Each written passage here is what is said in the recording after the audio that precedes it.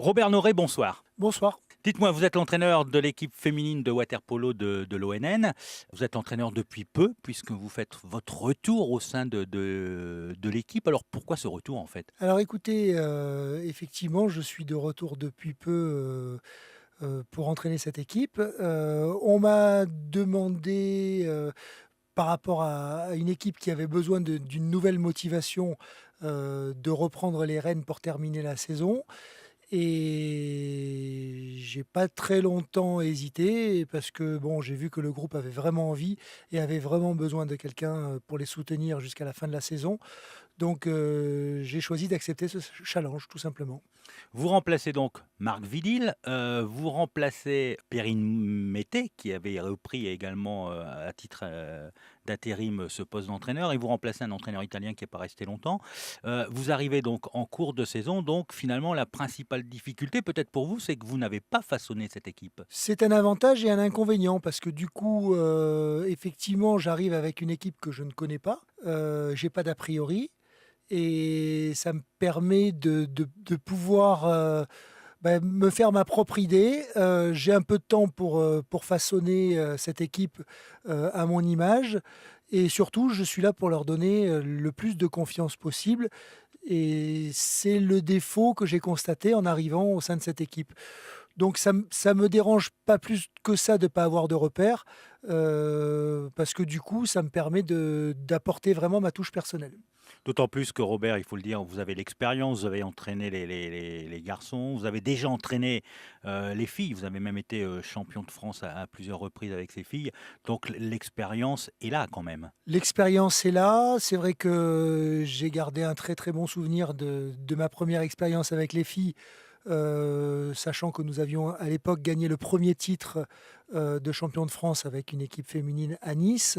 C'est effectivement un atout pour moi puisque bon, les jeunes filles que je ne connais pas personnellement, enfin que j'ai vues jouer mais qui ne me connaissent pas et que je ne connaissais pas, ont toujours ça en mémoire et c'est vrai que c'est à mon crédit et je sais qu'elles ont confiance en moi puisqu'à l'époque déjà, j'avais réussi à obtenir ce titre, alors que c'était pas forcément gagné d'avance. Finalement, ça se passe bien puisque après 9 journées de championnat, vous êtes deuxième, c'est conforme à vos attentes? Oui, c'est conforme à mes attentes, bon, sachant que les filles étaient déjà, 2 quand je suis arrivé. À la seule différence, c'est que ce que j'essaye de leur, mettre en tête, c'est que jusqu'à aujourd'hui, elles s'étaient résignées à être les dauphines de l'équipe de Lille qui, cette année, a un effectif énorme et elles font figure de favorites. Mais bon, moi, comme je leur ai dit, si c'est pour finir deuxième, il n'y avait pas besoin de m'appeler.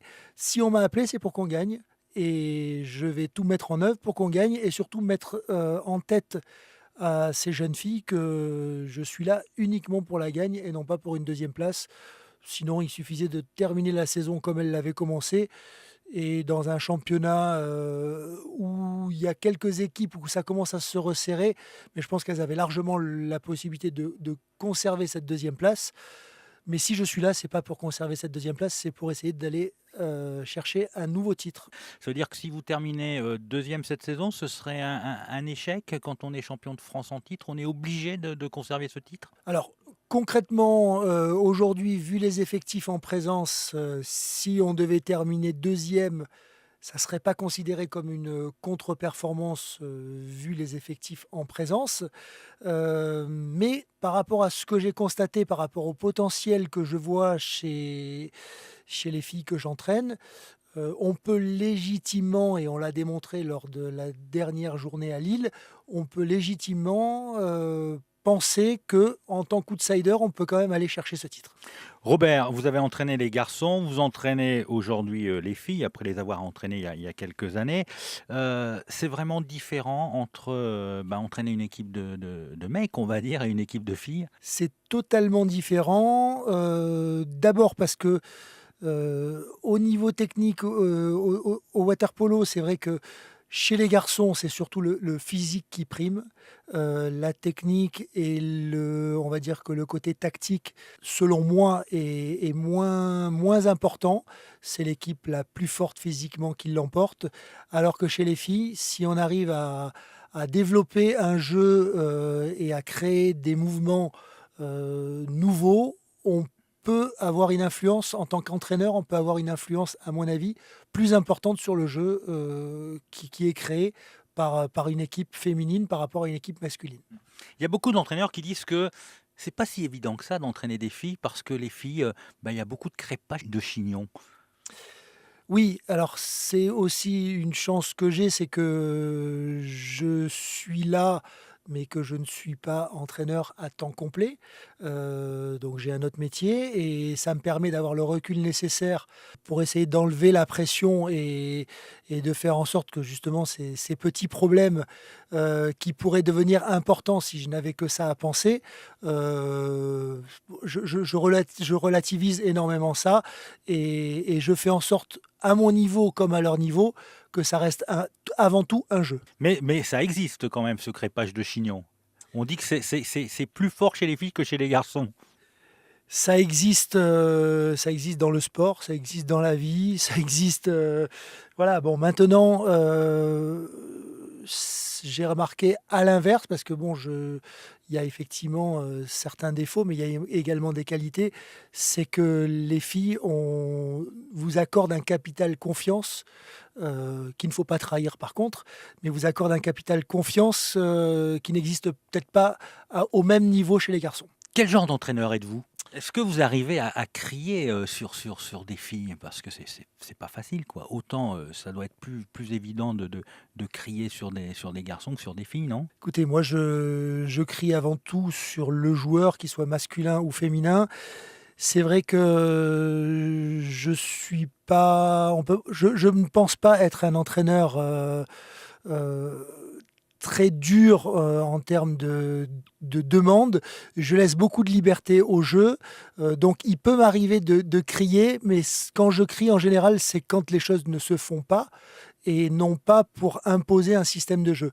Pour moi, je laisse beaucoup de liberté et je vais plus facilement crier lorsque une fille est tendue et qu'elle ne se libère pas, plutôt que le contraire. C'est ce que je reproche un peu au water-polo moderne, c'est que c'est souvent un petit peu trop cadré, un petit peu trop encadré. Et pour moi, je laisse beaucoup plus de liberté au jeu. Et c'est ce qui fait qu'en général, les équipes que j'entraîne ont un jeu qui est plutôt plaisant. Une certaine liberté, mais il y a quand même un degré d'exigence aussi pour obtenir des résultats. Tout à fait. Le degré d'exigence, c'est les 3 à 4 heures d'entraînement par jour que fournissent les filles depuis le début de l'année et depuis de nombreuses années maintenant. Donc je pars du principe que lorsqu'on a cette qualité d'exigence à l'entraînement et donc qu'on a ce niveau de compétence, on peut se permettre au niveau du jeu de s'octroyer quelques libertés pour conserver ce plaisir. Quand vous avez que vous avez entraîné pour la première fois une équipe de filles, qu'est-ce qui vous a le plus surpris? Alors ce qui m'avait le plus surpris, c'est, je crois que je l'ai dit tout à l'heure, c'est le niveau d'implication des filles.